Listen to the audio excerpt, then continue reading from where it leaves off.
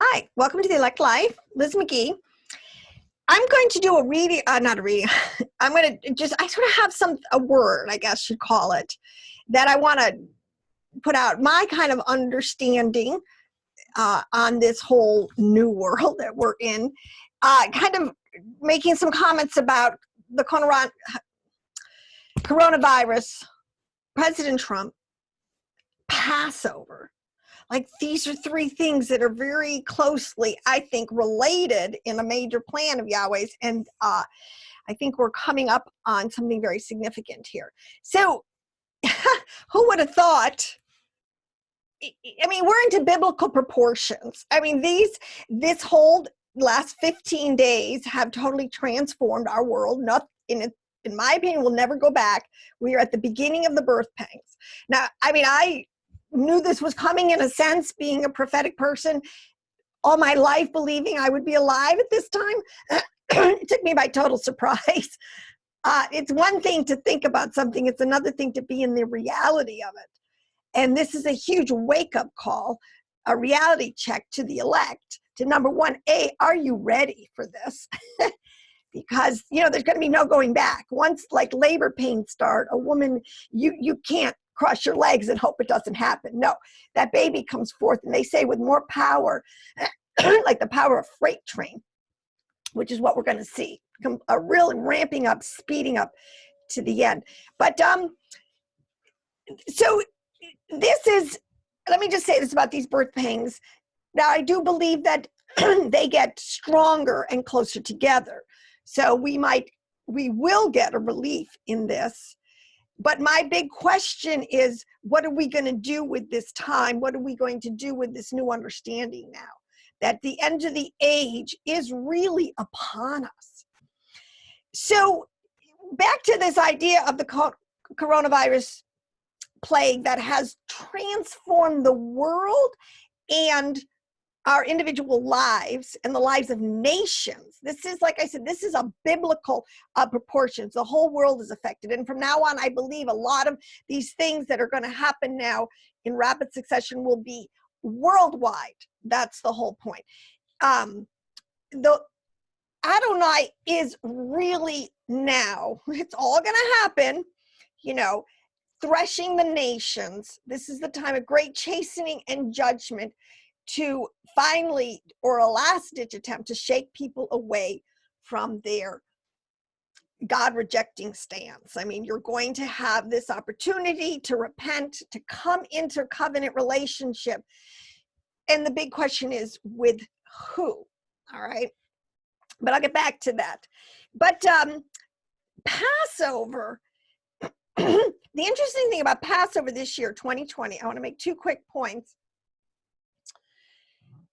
Passover is the selection of the Passover lamb and all the preparation days. So you would Passover and unleavened bread within our Hebraic understanding of the feast come right after each other. And we know, as believers in Yeshua, the elect, oh, I am so sorry. I should have had a glass of water or something. This Passover, we celebrate Good Friday.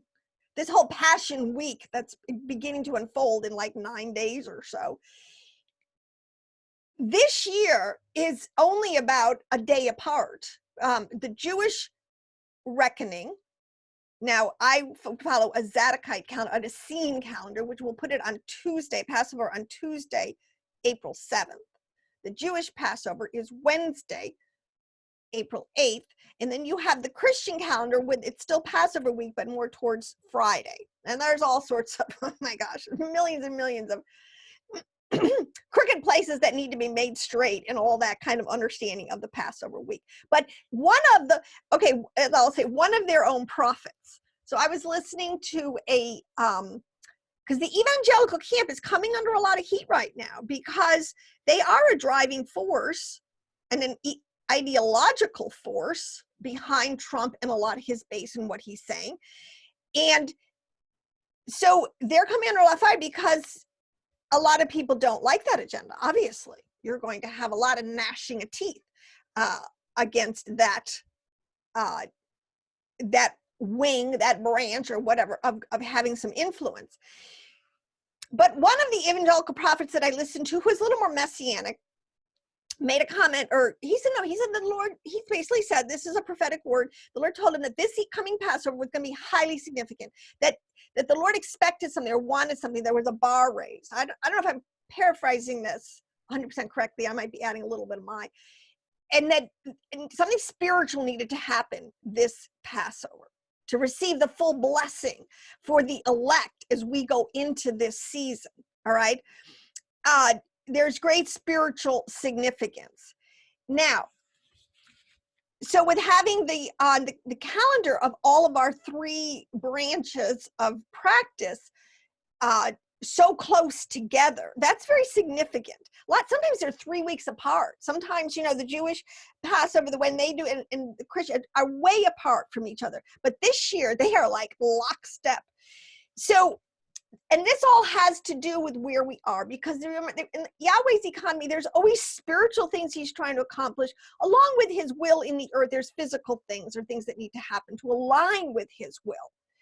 So this whole concept of Trump being president right now and his role that he plays, I don't really want to get into that.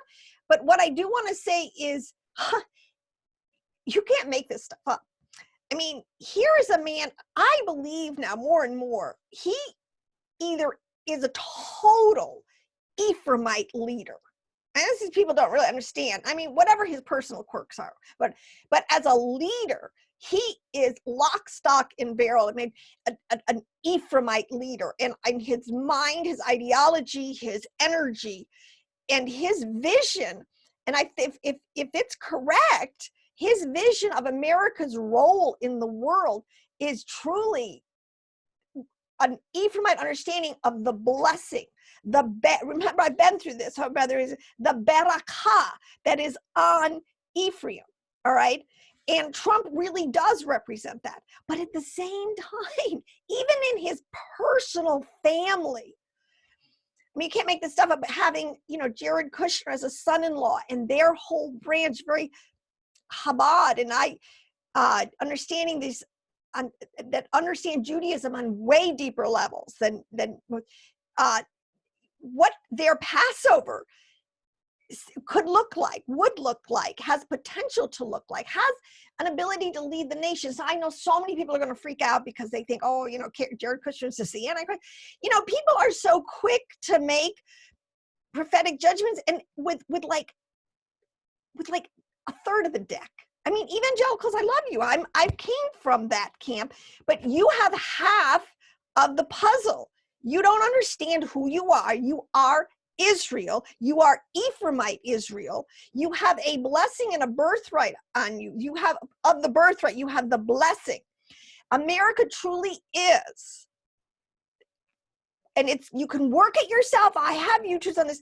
The concept of it's another place. It's over 10 or 11 times referred to in the scriptures. It's a very specific prophetic understanding the prophets, that they would see that there was going to be another place. Now that means, when you look at it in the Hebrew, instead of the land of Israel, we know for 1800 years laid fallow, basically.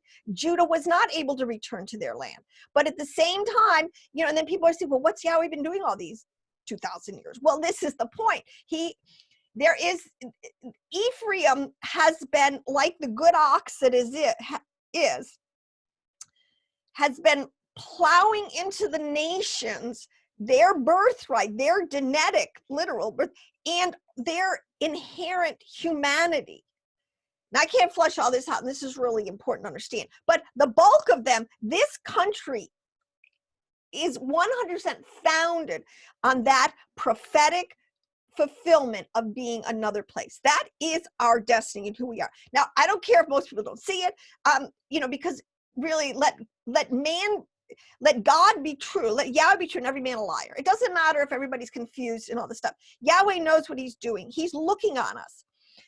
But what's so interesting right now, here we have this really intense Ephraimite leader who is willing to align the nations, and under a Torah understanding of economy, he has done so much. I don't, the haters out there, whatever, because I believe in, and it's to me the more biblical understanding, that you would have a world economy based on nations, all right? That is the biblical model. I'm sorry. Globalism under this non-named entity of political correctness is anti-biblical, 100%. So right now with Trump, because of the coronavirus, which, let me just say this, I have a lot of, I listen to the conspiracy theories, whatever, but to me, regardless, we are at a level, as it was in the days of Noah now, where the seed line is ramping it up, seed of serpent, seed of the woman, sons of darkness, sons of light. I mean, however you want it. There's a lot of biblical phraseology you can put on this, but we have lost our blessing birthright to be the powerhouse economic leader in the world. We've lost it through sin, disobedience, neglect, blindness. I mean, all sorts of things. All right. And I think whether Trump knows it or not, he is being positioned to put Ephraim back in the driver's seat as the economic powerhouse and arbitrator of economies over the nations. That is what the blessing birthright is supposed to do. So, and we did it in many instances without I think America even realizing it. We have fulfilled this role in the nations, but our ultimate prophetic destiny as the repository, there's more Jews in America than there are in the land over there. Sad to say, it'll change, but there's the two houses are here, they're planted, they work together, the Judeo-Christian understanding. And all those, listen, if you're not, Yeshua said, if you're not against me, you can be for me. There's many people who haven't quite reached the level of understanding of Yod-Heh-Vav-Heh and the Messiahs of Israel, okay? But they still know inherently, this is the whole point, truth. They respond in their inner man. This is what is hardwired into a true, this is a basic humanity.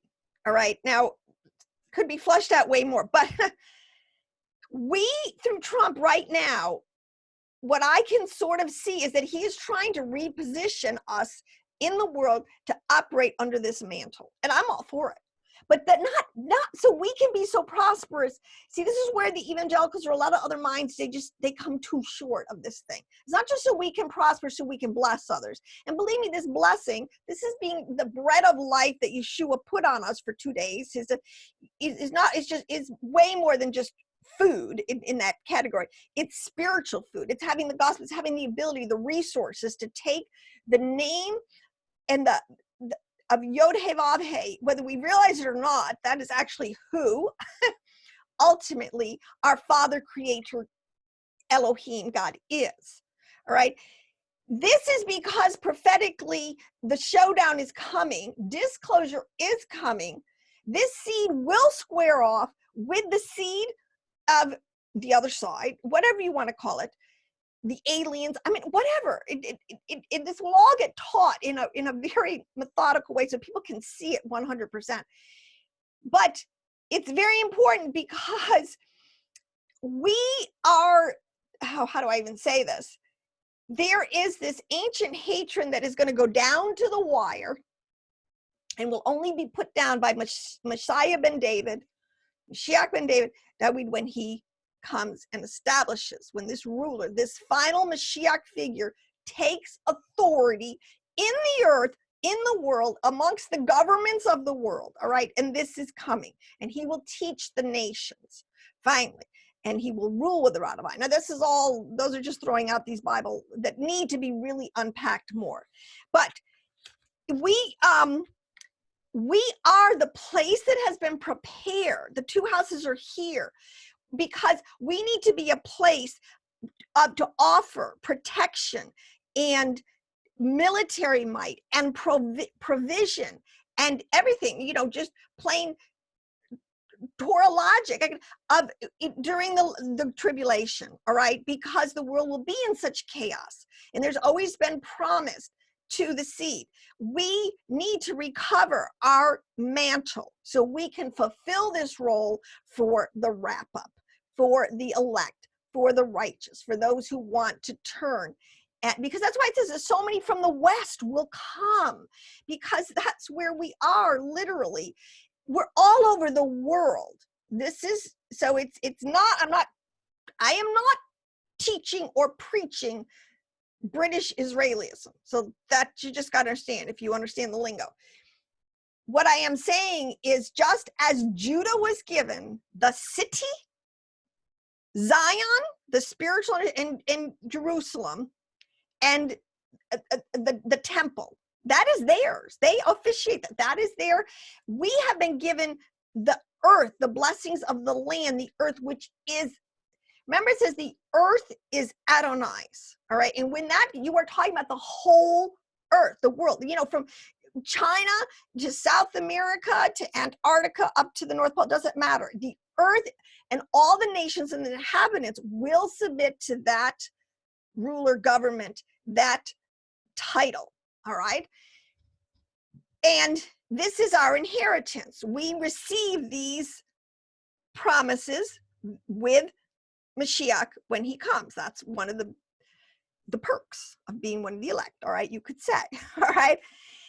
But we need to wake up to this. So what I'm saying is, this Passover, there's like this kind of spiritual perfect storm where our eyes could be open. What I'm saying is, we need to get, if you're an intercessor, if you're praying, if you're tapped in, if you have your eyes open to this, we need to really be praying that this Passover, the two houses come together on such a level of spiritual understanding that it's going to begin to explode. You know, this giant is going to, you know, because Gulliver's, well, I won't even go into that analogy. It is going to come into the world's consciousness, all right? And it's going to shift the dynamics. And now I know the nations are going to rail against it. I know there's going to be extreme gnashing of teeth. The people who don't want this are going to be vocal, but we have to press in and press back with the truth. And the truth has to be ramped up, in my opinion, a couple of notches if we're going to have any power base, all right? Because this is my question. America, all right, so I just want to finish. So America represents, as the economic stronghold, as our economic power base, you know, between Washington City, our economy is a result of the blessing that is on the Ephraimite seed, okay? Now, if, let's just say come Passover, you know, when everybody goes back to quote unquote church or to synagogue as business as usual, and if business is opened up again, I mean, what will we have gained? Other than one thing that I just want to put this, because this is the other side of the coin. If we don't wake up, who is right there breathing down our neck to take us over is this whole beast kingdom. I mean, it's so evident with this self-imposed isolation, how incredibly ready the systems of the world are to put us in a complete lockdown. You can't buy or sell. They know wherever you are. I mean, there's no getting away from this beast kind of system, all right? But at the flip it around, it can be used for a huge force of good in terms of organizing and marshaling and using the best and the brightest to fight what is going to be thrown at us. I mean, the choice is ours, but it's got to rest on a revelation that has to begin to break through from just the fringe groups, all right? Those who are so spiritually hungry that will search great lengths to find, you know, the food that's out there, the famine we'll find food in this great famine. But if we can celebrate this Passover, if people will the Ruach has to find and energize those who are ready to receive the revelation on a larger scale, so that evangelicals can have their eyes open. It isn't just we love Israel, we are Israel. The identity theft needs to be over, all right?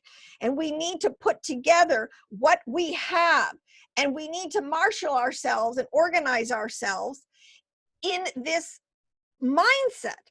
This does not mean and should not scare anyone who wants to be a basic, decent, law-abiding, who wants life, liberty, and the pursuit of happiness under, a rule of law and a basic, which our Constitution and our Bill of Rights, these things guarantee, all right?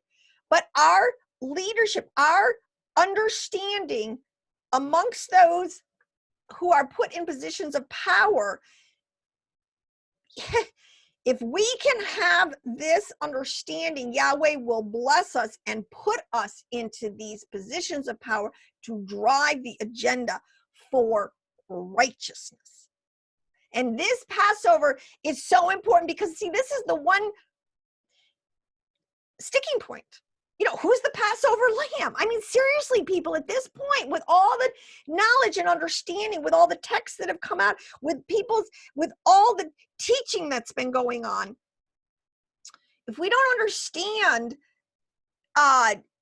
the two houses at a level where we can, at least according to our traditions, like they were able to. See, the Jews were able to, at the first church, in the inceptions of this thing, to worship in the temple, to be a sect, to have a certain set of understandings, fine, but in corporate worship and understanding, they were still Jewish in practice and understanding these are the feasts of Yahweh. You don't change the times and the seasons. These are established, and it can be proven that these understandings go back to Adam. Now, the sacrifice, there is something significant that was given to us in the Moedims, in understanding, and on every level, kind of how the clock works, the seasons, the Gilgal, where we are in the prophetic. Every prophet worth their salt through the aeons, the ages, has understood these concepts. And we need to come back. We're not Christians, evangelicals, because this is what scares me. And this is my question. And if somebody has an answer, give it to me, whatever, politely, in a non-raka kind of way. What would it profit us if Trump was able to pull us out of the economy, pull the economy out, we all get back to work? Because let me say this, Ephraim's blessing, this is why Jeroboam made these bulls. Oh, this is going to be a revelation for people. And told the people, no, these are your gods, worship them. All right. Because see, the blessing, the bull, and that's what our Wall Street, they got a bull out there. This is not an accident. They didn't pull that out of there. There are elitists that understand these things, but the bull in Ezekiel's vision of what's called the divine chariot throne, and he sees these wheels, which is really a cycling through the Gilgal of the Sephirothic energetic movements of Elohim, according to a Maseroth, and you have a whole quadrant that is in the bull. Okay? There's an eagle, a bull, a man, and a lion. Very significant, not going to unpack it here, but the bull is one, the ox, whatever. That's Ephraim, but that's the blessing on the workhorse. They receive a double portion. Ephraim loves to work. Ephraim loves to produce. Ephraim loves, because when Ephraim is operating in flow of divine blessing, and meaning their actions are worthy, their deeds are worthy, they will receive insane blessings. That's why America, we prospered unbelievably, created the greatest middle class the world has ever seen in the shortest amount of time, with people who could do this under liberty and freedom. And they had a Torah standard. They believed that the biblical standard was what was required to keep this thing sound. All right. And it worked for quite a while, but our foundations have been eroding like crazy over the last 50 years. And this is where we need to reclaim our lost ground and go back. But this is a unique time because now there is too much understanding. The Ruach has been, her voice has been going out in all the earth quite loudly, that if you are an elect, you need to begin to let this penetrate, to think about it. We need leadership that will heal the breach. The fallen tabernacle of David is the fact that the two houses cannot worship together under one tent in a unity. Yahweh is a unity. Shema Israel. We're Israel. Hear, Shema. Hear, O Israel. Put your ears in. So your eyes and your ears. Adonai Echad. Adonai is one. We're worshiping the same. And let me say this. He's not Had. I understand HaShem. I understand, I use it, and I totally get it. And a Christian would use the word Jesus. But what we need to teach and elevate, all of us need to elevate up to the Tetragrammaton, to Yod, He, Vav, He. That light, when the two houses come into understanding, that is their tent, that is their tabernacle, that is the tree of life, that is what we have. We have a hierarchy. It's called the tree of life. It's called Yod He Vav He. He has a name. See, most other occultists or who have some of this smattering, they'll never come back and tell you. They'll call God God or the force or other things, but they'll never tell you. They won't ascribe to the name. Believe me, HaShem has a name, Yod He Vav He. So this is it. We need to truly grab a hold of this. And with all of our might, try to pray in spiritual breakthrough, people's eyes being open. Even you need to practice Passover. From your perspective as a Christian, that Judah needs to understand Messiah ben Joseph was our Messiah. He was bred for us. He was broken for the nations. Okay, it's done. All right. I keep saying the time of Gentiles is over. You got to say, what's next? All right. So Judah is in the land. They have been resurrected in the sense of they have come back to life in the sense of their nation. And that is so prophetic. I mean, that's like one of the clearest signs you can see. But the other sign, which is what's happening now, in my opinion, which is such the other, is Ephraim is arising. Okay, so if you can understand that Ephraim, you put the blessing and the birthright together in one nation, oh my gosh, it will change the dynamics of the world, and it will usher in righteousness for the nations. We can make ourselves ready. Now, this can happen in probably, well, it's going to be really fought against. I mean, this is why sometimes they see pockets of light and pockets of darkness. It is a time of great threshing on the nations. You're going to be in one camp or the other. You're going to get under the banner of Yahweh, or you're going to still be in the camp of weeping and gnashing of teeth. You're going to be so angry at God. And the God you're angry at is what is, I can't explain, and you'll have every reason to be in one sense if you don't have wisdom and understanding, because it'll seem so arbitrary. Like these plagues, you understand, like this is, Joshua brought the people out of Egypt into the promised land. All right. This anointing ultimately culminating in Messiah brings us into the promised land, which is, and next week I'll do another teaching, because you have to understand a little on the different levels. It's not, ultimately every single soul is going to be responsible to answer, what did you do or think of Yod He Vav He. All right. But nations will have to answer to it. Cities, this is going to be an extremely more and more, it's going to play out. We're going to see the curses. We're going to see the plagues coming on. If you don't submit, it's going to become getting very clear and very evident who's being blessed and protected and who's being, put in the tumble cycle. All right. It's going to get clear and clear. The wise are going to shine brighter and brighter. The darkness is going to get darker and darker. And so we need to prepare for this. But it has a backdrop of understanding. Now, Ephraim, see, this is the thing. So Ephraim is arising right now in the world. And if we can get back, because my thing is, I listen to a lot of, you know, I consider deeply spiritual, committed, you know, God-fearing Christians, okay?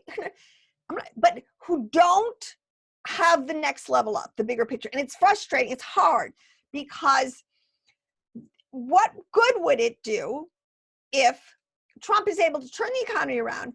Ephraim, because he's got this Ephraimite blessing, and he does it according to kind of a Torah understanding, which gets into this new reset that's going on. But be that as it may, the bull and the ox. Okay, so if we make no progress spiritually, if the reunification of all Israel just like falls flat at this Passover, at this season, with everything going on, and all of a sudden we have an uptick, we have a recovery, I'm asking, why would Yahweh bless this? But I mean, he will to a certain extent, because he's just good. His Hesed mercy, and people who do Torah, people who, you know, he will always bless that. But I'm talking about in terms of prophetically fulfilling our destiny to the fullest extent possible. I don't see how Yahweh could truly bless if there's no movement this Passover. All right. Now, it's got to be a total spiritual miracle. I mean, it's something I can do. But it's extremely important that the two houses begin. Joseph needs to reveal himself to his brothers. The brothers need to receive this whole revisionist history. Like, wow, I had no idea this was going on down in Egypt. Okay. But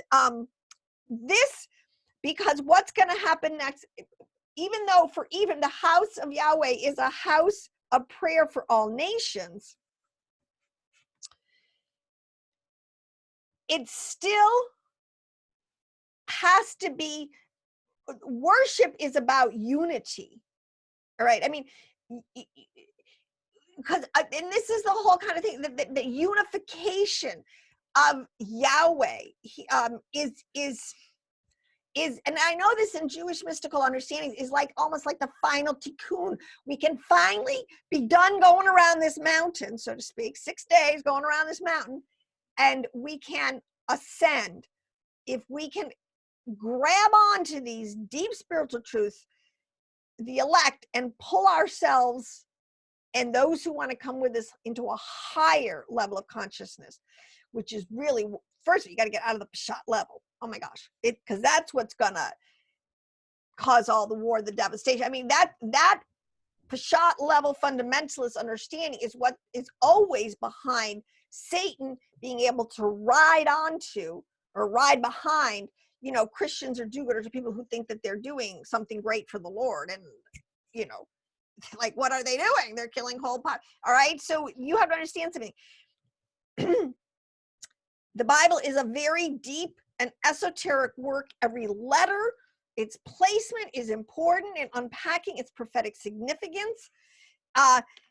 Because one of the things that Moshe was called to say to Pharaoh was, let Israel is my firstborn. See, that cry needs to rise up in the world from us as we approach that we need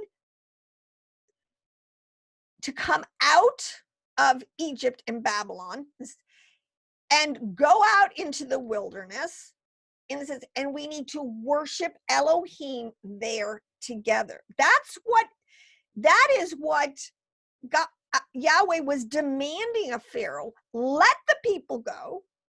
I mean, they can go back and work, you know, but they are mine, and they have every right, and I'm going to enforce it. They need to come and worship me.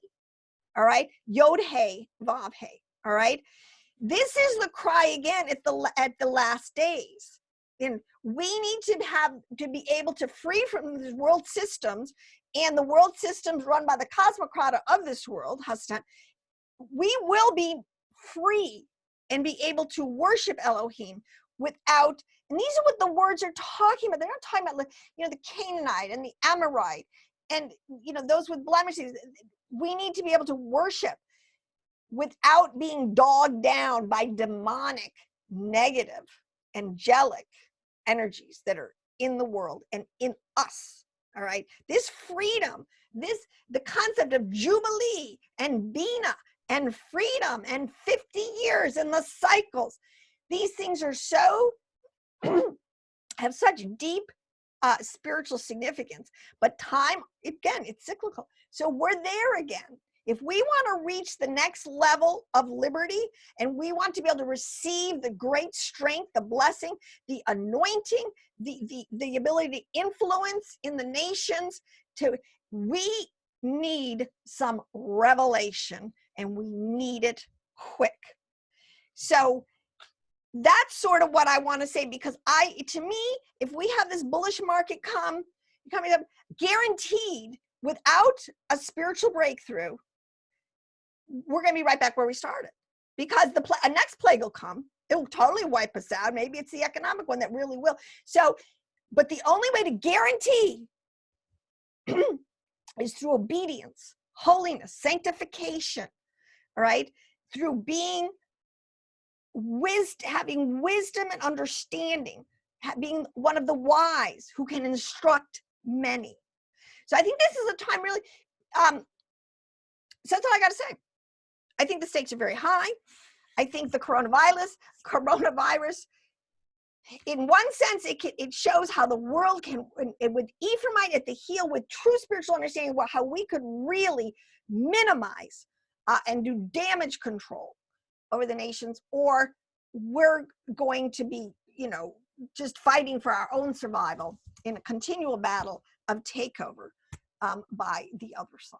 So next time, what I want to do is, because even like I said, the spiritual breakthrough, eyes wide open.